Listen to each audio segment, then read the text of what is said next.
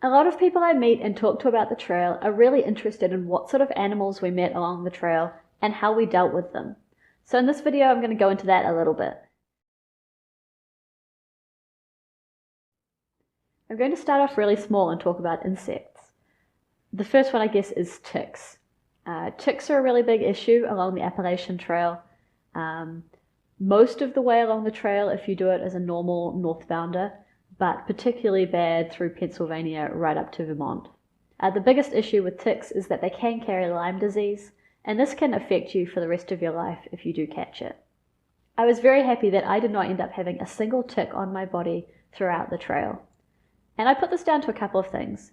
The first being that I wore tights that had been treated with permethrin through most of the time that I was on trail.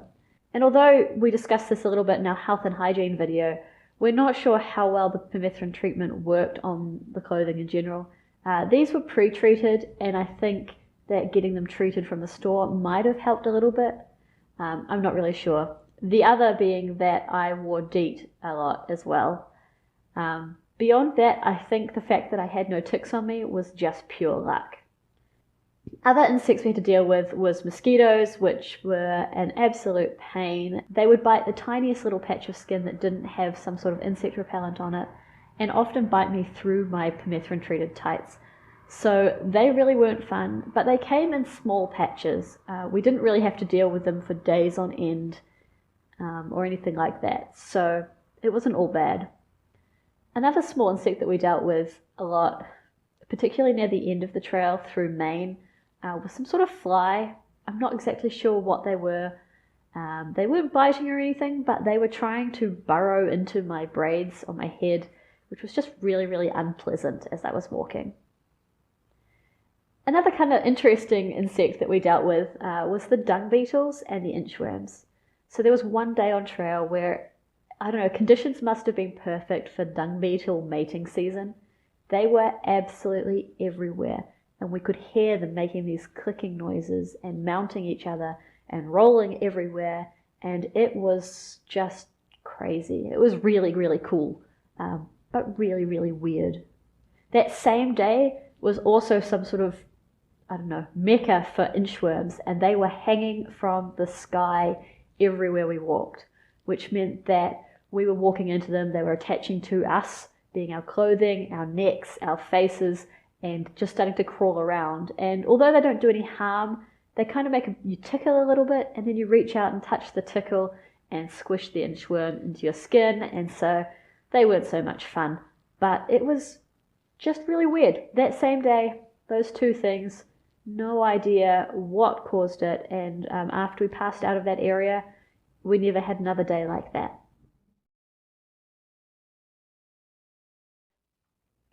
Rodents can be a bit of trouble in the Appalachian Trail, particularly in and around the shelters.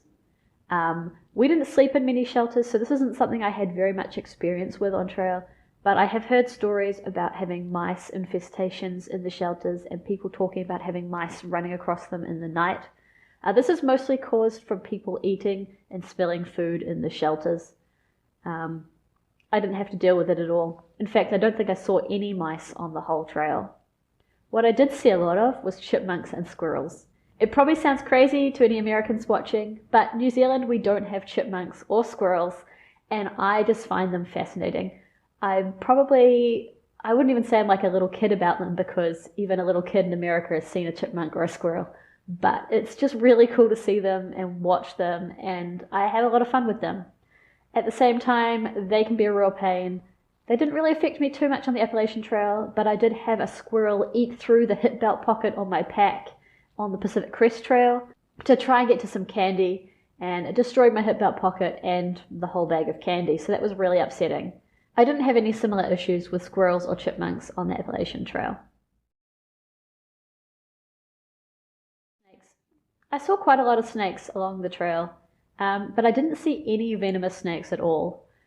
People walking around us saw them both in front of us and behind us on the same days in locations that we just walked through. And I don't know if it's just I'm that bad at looking around me, or if I just wasn't quite in the right place at the right time, but I didn't see any venomous snakes. I'm not particularly upset about that. I had my fair share of rattlesnake encounters on the Pacific Crest Trail, and I don't really like snakes, so it doesn't bother me that I didn't meet any on the Appalachian Trail. Just like the squirrels and chipmunks, we don't have any snakes in New Zealand, and so I'm not really 100% sure about which ones are okay and which ones are not. I do know, obviously, like the rattlesnake, because of the rattle, I'm familiar with the pattern on its back and the rattle, so I recognize that one, and that's just because of my experience on the PCT. Beyond that, I don't really know anything about snakes. I do, however, see something slithering and jump. It's just my reaction. They're not something I'm used to seeing when I'm out and about, and they just freak me out. They surprise me every single time. Not so much that I'm scared of them, just that they are surprising. But once I've kind of got over that little bit of shock, it's kind of cool to watch them. They're a little bit different. I haven't seen much of them before. And we did encounter quite a lot of snakes on the trail, just kind of lying next to the trail or up trees or going across the trail in front of us. But they weren't really a big deal. You let them pass and away you go. I think in total I ended up encountering 5 or 6 bears on the Appalachian Trail. I find it kind of sad that I don't remember exactly how many, but it was around that many. And all of them were something that I saw from at least 15-20 meters away, or even further, most of them further than that. I saw them, they saw me, and they turned around and ran away. So there was one that actually saw me and then ran across the trail in front of me to try and get away from me, and that was pretty cool to see. But other than that, I didn't have any close encounters at all. All of the bears that we encountered on the Appalachian Trail are black bears, and they are much lesser a risk to hikers than grizzly bears are.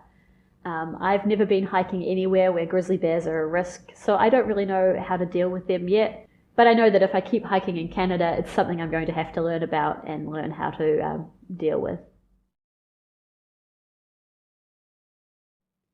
There are a lot of options for managing your food storage to protect it from animals. On the Appalachian Trail, there's only one very short section where a bear canister is mandatory, and it's possible to pass through that area in one day. So on the Appalachian Trail, there's not really any need to carry a bear canister for the whole trail, unless that's something that you really want to do. Everywhere in America that I've been hiking where I haven't had to use a bear canister, I've chosen to store my food in odor-proof bags. I use op sacks.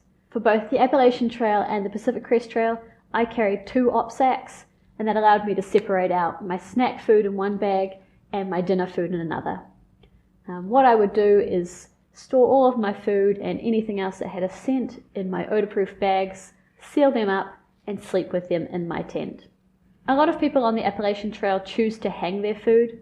If you choose to hang your food, it needs to be a certain height from the ground and also a certain distance from the nearest tree trunks, and it can be very difficult to find trees that meet these criteria. I've seen a lot of poor bear hangs during my time on trail. And the thing about that is that the food still has a smell. So the food is hung off the ground and is probably safe from rodents, although not necessarily, and isn't safe from bears if it hasn't been hung correctly. But it still has a smell that will attract these animals. So I choose to store my food instead in odor-proof bags, and that stops the smell of the food attracting bears and rodents and things like that.